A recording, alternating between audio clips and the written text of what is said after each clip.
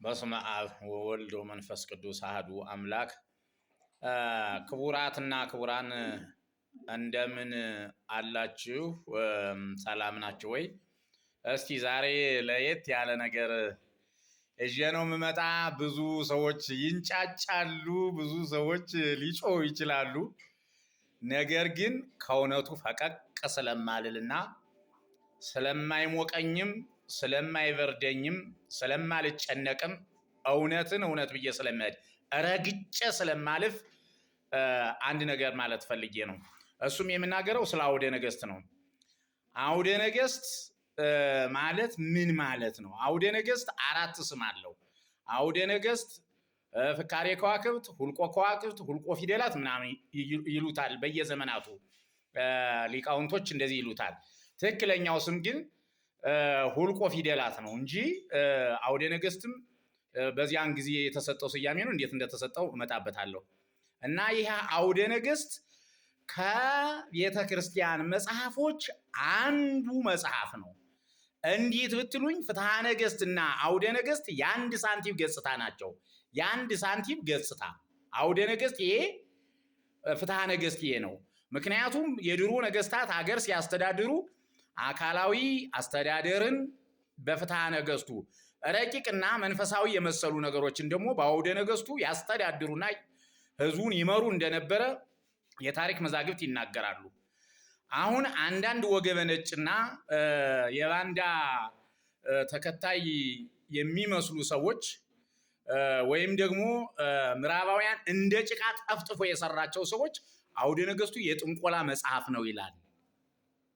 የጥንቆላ መጽሐፍ ነው ይላሉ። እውነት የጥንቆላ መጽሐፍ ነው?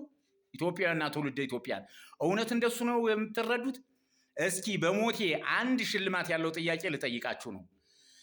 80 አሐዱ መጽሐፍ ቅዱስ ውስጥ አውደ ነገስቱ የጥንቆላ መጽሐፍ ነው የሚል አንድ ጥቅስ የሚያመጣልኝ 1000 ብር በአካውንቱ ላይ ያስገባለታለሁ። 10 ሰዎች ካስገቡ 10 ሺህ ብር ከስራለሁ። 20 ሰዎች ካስገቡ 20 ሺህ ብር ከስራለሁ። ይሄን ደግሞ በላይ ነው ማደርገው። አውደ ነገስቱ የጥንቆላ መጽሐፍ ነው የሚል ከ80 አሐዱ መጻሕፍት ተገበታ እስከ ገበታ የሚያመጣልኝ ካለ አንድ ይሄን ውሰዱልኝ። ሁለተኛ ሽልማት የሌለው የቤት ስራ ደግሞ በማንኛውም መዋልድ መጽሐፍ፣ በገርላት ሊሆን ይችላል፣ በታምራት ሊሆን ይችላል፣ በስንክሳርም በሉት በየትኛውም ግዙፍ መጽሐፍ አውደ ነገስቱን የሚያጠጥልና አውደ ነገስቱ የጥንቆላ መጽሐፍ ነው የሚል የሚያመጣ እሱ ደግሞ እኔ በጣም በሚዲያ ላይ አፕሪሼት አድርገዋለሁ። ውሸት ነው። የጥንቆላ መጽሐፍ ብሎ የትኛውም ጠርዝ ላይ አይደረግም። የለም እንደዚህም አይነት የሚባል ነገር። የሚገርማችሁ ነገር ምዕራባውያን እንግዲህ በሳጥናኤል ጎል ላይ ተገልጿል። ብዙ ወጣቶች አንብባቸዋል። ምዕራባውያን ይሄ መጽሐፍ ከቤተ ክርስቲያን እንዲሰደድ ሲያስቡ እሱን አውደ ነገስቱን ብቻ አይደለም ያሰደዱ፣ በርካታ መጽሐፎችን ለምሳሌ እንደ ልፋፈ ጽድቅ ያለ፣ ፍትሐ ነገስት፣ መስጥመ አጋንንት፣ መርበብተ ሶሎሞን፣ ጌርጌሴኖን፣ እንደገና ማይሰራ አጋንንት፣ ሳስማተ ሶሎሞን፣ ጸሎተ ንድርና፣ መጽሐፈ ባረቶስ፣ የሰባቱ ዕለታት መፍትሔ ሥራይ፣ ቱላዳን፣ መጽሐፈ ጨርጨቢ፣ የሚካኤል፣ መጽሐፈ ሱስንዮስ፣ አቅዳፊር፣ የፋኑኤል ሰላምታ፣ መጽሐፈ አርዲት፣ የሩፋኤል ሰላምታ፣ መጽሐፈ አዲር፣ ማህተመ ሶሎሞን፣ እነዚህን የመሳሰሉ መጽሐፍቶች የጥንቆላ መጽሐፍ ተብሎ ከቤተ ክርስቲያን የተሰደዱ መጽሐፎች ናቸው። ፍትሐ ነገስቱና አውደ ነገስቱ እንደነገርኳቸው የአንድ ሳንቲም ሁለት ገጽታ ናቸው። መተዳደሪያ ነበሩ።